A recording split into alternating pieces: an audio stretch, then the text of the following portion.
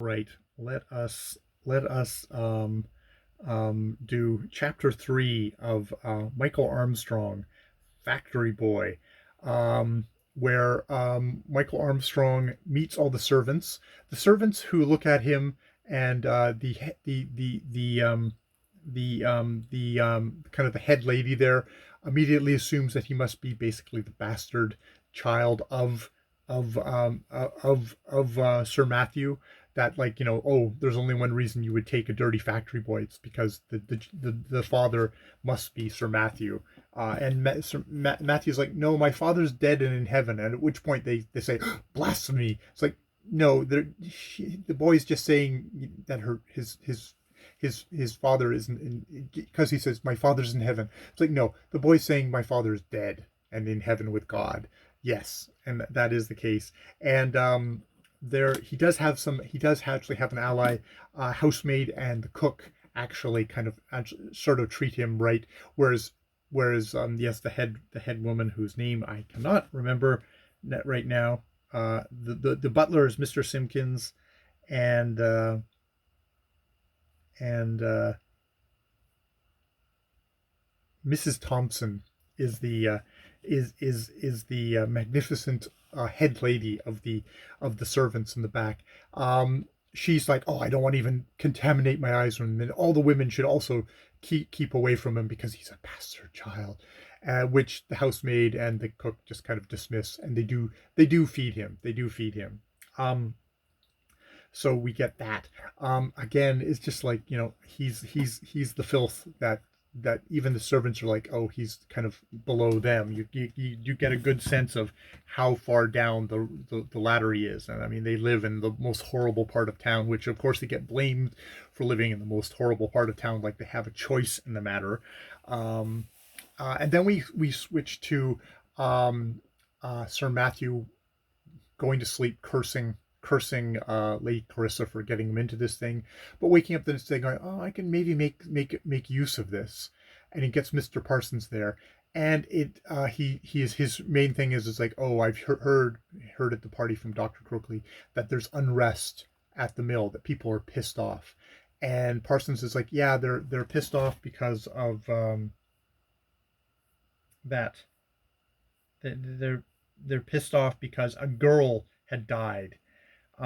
She had finished a long, long day walk and just dropped dead outside of the thing, and it's like, she's basically worked to death. Um, the thing, and this is the overseer, so he's the guy who is in charge of making sure that all these people are worked to death.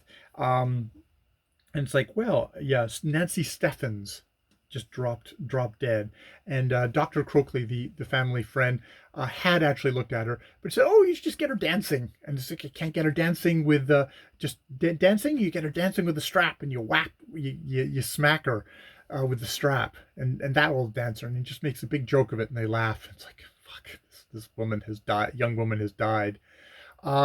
And they go on to talk about, like, oh, what do you know about Matthew? And it's like, oh, he's been working there in the factory since he was 5.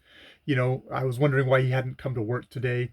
He's got a brother who he really babies. He's a sickly little thing, but and there's this thing of his mother, not bedridden mother, not wanting him to go to work. It's like, no, he's got like tiny little hands, and his crooked legs are actually perfect for being kind of crammed into a spot to do work. So he's perfect.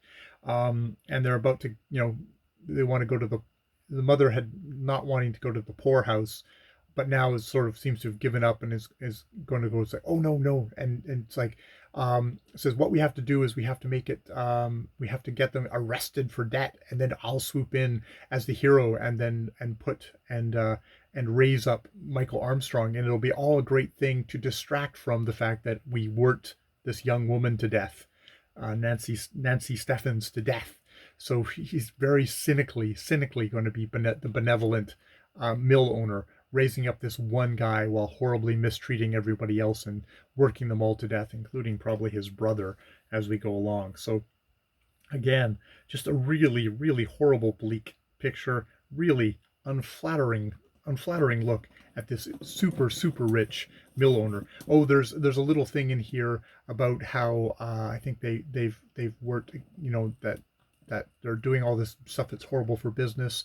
I think it's a thing of basically saying that, like, you know, the anti-slavery movement of banning slavery in the British Empire, and the Brits and in the Americas, that those people in Boston and that are also trying to to uh, mess things up by wanting stuff. What is it, like, just seeing what they've done about those Blackmore slaves by going on boring for everlasting ding dong till they actually got the thing done at last.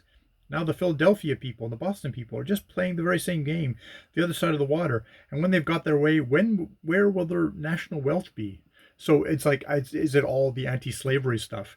And it's like, oh, that's the wealth. And it's like, you know, definitely making a connection between the slavery used in the Americas, and the use of child slave labor that he is using, and you know how that's gonna interfere with the national wealth, which probably it will. Um, so yeah, it's definitely painting a really bleak picture of industrial wealthy England. All right, I will leave it there. More videos later.